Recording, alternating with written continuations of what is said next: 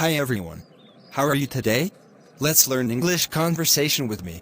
46. Hometown. Where is your hometown? My hometown is a coastal state of US. Is it the city or the countryside? I live in a suburb area. What's it known for? It's famous for tobaccos. What do people do there? Agriculture is the main industry in my hometown. Most of the people here plant and sell tobaccos. How is the atmosphere there?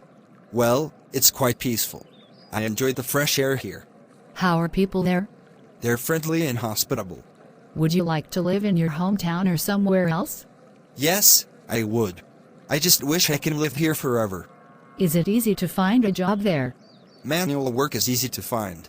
I'm not sure about the white-collar jobs. Is it a good environment for young people? I don't think so. The pace of life here is quite slow. If they want to work in a dynamic environment, they'd better move to the city. Is traffic congestion a big problem in your hometown? Not at all. We couldn't be happier with the traffic system here. Thank you for watching my videos. Please subscribe, like and share the channel, Sreyoun in order to get more video. Thank you.